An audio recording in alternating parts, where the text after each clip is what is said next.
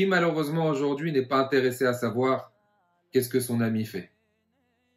Aujourd'hui, on regarde, on espionne, on essaie de savoir qu'est-ce que les stars font, qu'est-ce que les patrons d'entreprise font, par les moyens des réseaux sociaux.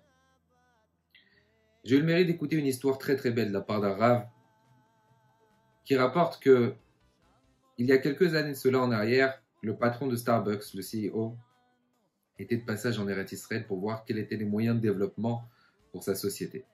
Parmi les différents endroits qu'il devait visiter avec toute sa délégation, il avait rendez-vous à la Yeshiva de Mir, chez le Rosh Yeshiva de l'époque, Rav Nathan Tzvi Finkel, un très très très grand tzaddik.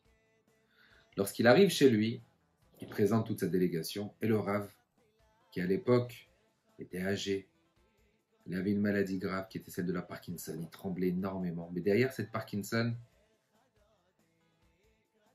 était un homme rempli d'amour pour son prochain.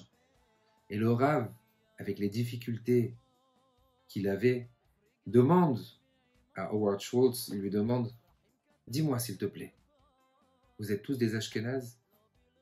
Il leur dit « Oui. » « S'il vous plaît, dites-moi, qu'est-ce qu'on apprend?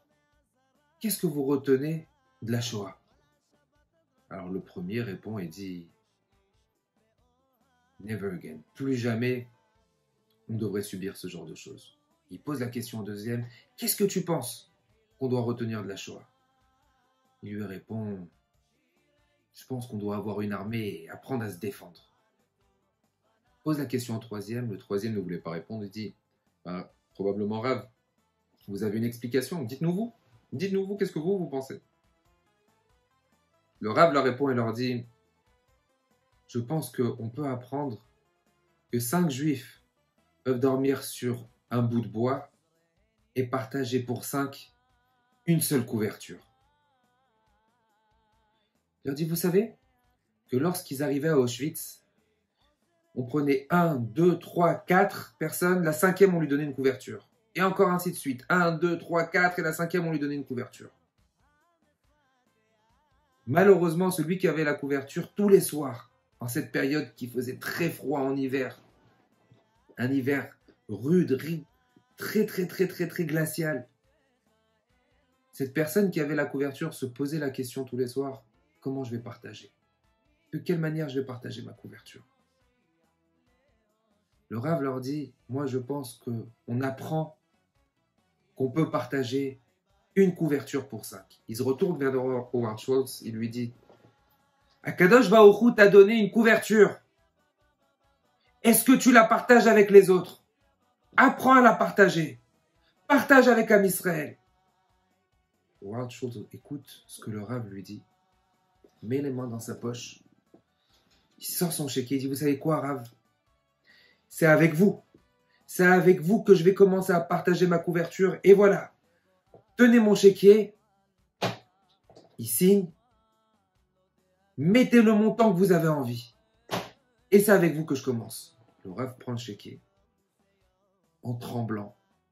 Puisqu'il avait cette maladie de Parkinson. Et il lui dit, n'importe quel montant. N'importe quel montant. Ce que vous voulez, vous notez. Le Rav prend son stylo. Avec difficulté, il commence à écrire. Il tremble et il tremble. Et avec difficulté, il arrache le chéquier. Et en tremblant, il lui donne le chéquier. Il lui donne le chèque dans ses mains.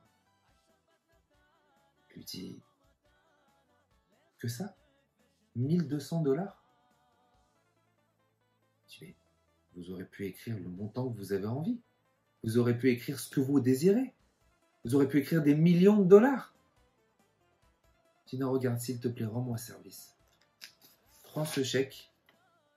Juste en face de la yeshiva, il y a un vendeur d'art judaïque. Il vend des tefilines. Va là-bas et achète-toi une paire de tefilines. C'est ce que je veux. Mettez l'histoire de côté. N'importe quelle personne qu'on lui aurait donné un chèque en blanc d'un multimilliardaire, sa question aurait été, qu'est-ce que je vais noter à l'intérieur? Qu'est-ce que je vais pouvoir écrire et qu'est-ce que je vais pouvoir noter à l'intérieur? Qu'est-ce que... Le Rav n'a pas pensé à qu'est-ce que je vais prendre de lui. mais qu'est-ce que je vais lui apporter?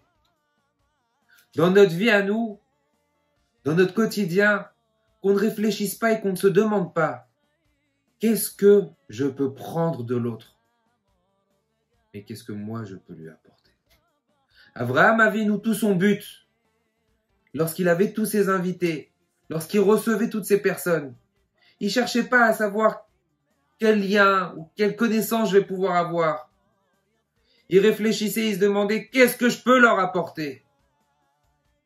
C'est la réflexion qu'on doit avoir. Et Abraham Avinu, Akadosh Baruch Hu lui a donné l'abondance. En sof, bakol mikol kol. Il lui a donné une abondance dans tous les domaines. Parce que sa réflexion, elle était non pas ce que je peux lui prendre, qu'est-ce que je peux lui apporter. Que ce soit une réflexion et une donnée, qu'on puisse s'incruster dans notre tête et qu'on puisse arriver à développer pour essayer de ressembler à nos avot et à nos tzadikim. Shabbat shalom, au revoir.